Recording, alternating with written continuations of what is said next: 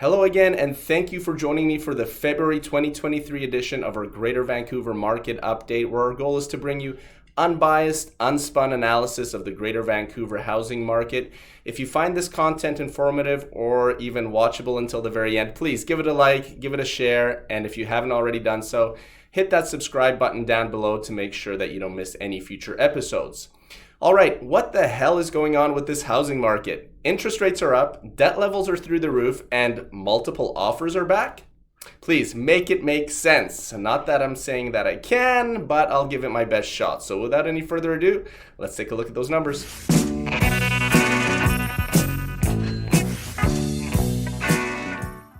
As we begin with our first stats release of 2023, we're going to run our sales, listings, months of inventory, and benchmark price table on a rolling 8-month cycle until we get to August of this year, from which point we will continue with just the 2023 figures until the end of the year. With that said, let's begin with our sales figures from January, which registered at just 1,022 transactions and a 21% drop from the previous month of December. Comparing to last year, this volume was 55% below what we saw in January of 2022. But look, this is not surprising. The market was still super overheated during the first couple of months of last year, so it's very much expected that we see this kind of drastic drop in sales percentage to start the year. As we roll through May and June of this year, we will see this gap shrink considerably because that's when the market was cooling last year, and I do anticipate the market to be picking up at that time this year. Having said that, last month's sales volume was nearly 43% below the 10-year average for the month of January. So don't get me wrong, January was a slow month. Next, looking at inventory, there was a total of 7,478 total listings on the market last month, representing a modest 1.3% increase from December.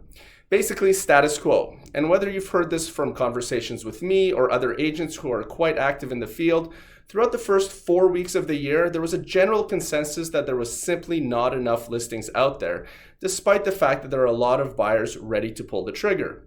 So, with sales dropping pretty significantly and listings basically remaining flat, our months of inventory jumped to 7.3 MOI and fully into buyer's market territory. Remember, anything over 6 months of inventory is considered a buyer's market.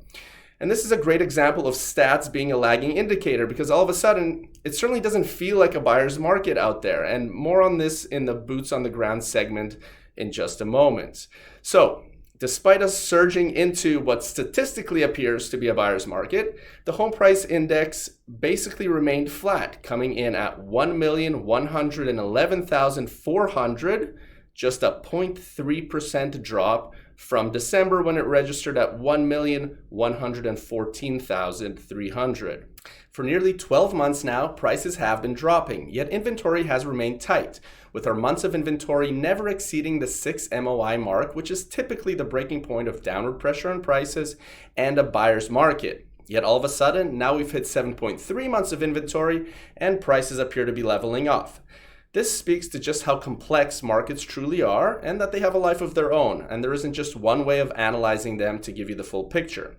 So now that we know the stats, what's actually happening on the streets, or as we like to call it, from the boots on the ground perspective?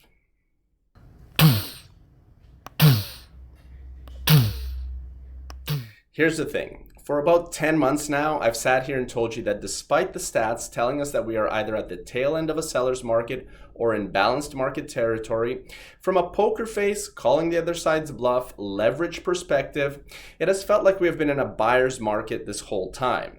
Offer dates quickly became a thing of the past because listing agents got no offers on their announced offer date. It quickly changed to offers being handled on a first-come, first-served basis. If you did an inspection and there were a few items that needed attention, as a buyer, you could press the seller to commit to having those deficiencies remedied before sending in your subject removal. But now, and as crazy as this may sound, when we have actually exceeded 6 months of inventory for the first time since the Bank of Canada's quantitative tightening began, I can honestly say that all of a sudden, it feels like things might be flipping around. A lot of buyers that were sitting on the sidelines are back, and listings that were sitting are all of a sudden under contract. And this is where things get murky and a bit confusing. We often hear that stats are a lagging indicator of true market conditions. And when markets start to shift, there is no better example of that. If I can make an analogy, it's kind of like watching the weatherman tell you that there's going to be a torrential downpour, stats, and when you actually step outside, it's sunshine and clear skies, reality. Everything we see on a computer screen says it should be one way, but life moves fast. It's not an exact science, but when has science ever been exact? So, here are a few anecdotes that I can tell you from a true boots on the ground perspective. Number one. We are working with a double-digit number of buyers at the moment who are qualified, ready to buy their first home, who have been following the market for an extended period of time, and are realistic with their expectations, but simply can't find listings that fit their needs. These are mostly condo listings west of the Fraser, so North Van to New West Coquitlam. There is a lack of supply on the Greater Vancouver side. Number two.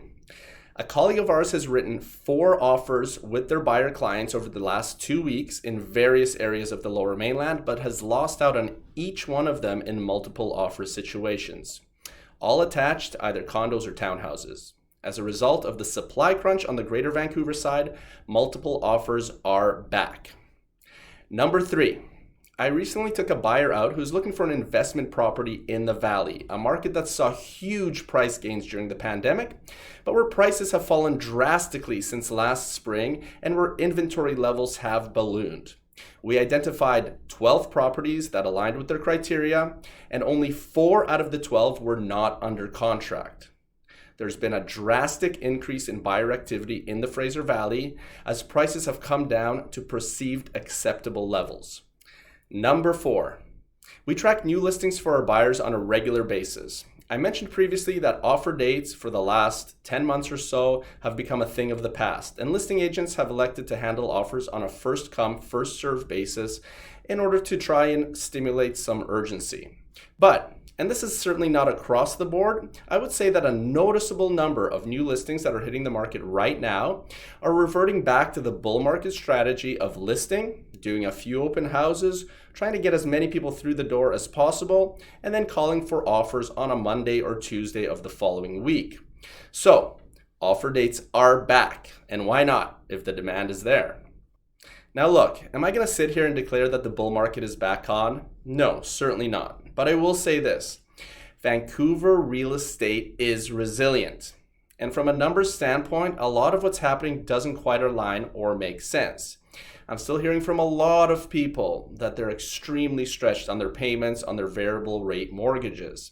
And economic indicators show no signs of those rates coming down anytime soon. In fact, the Bank of Canada was very clear during their last interest rate announcement that the current pause in rate increases is conditional on the economy cooling down.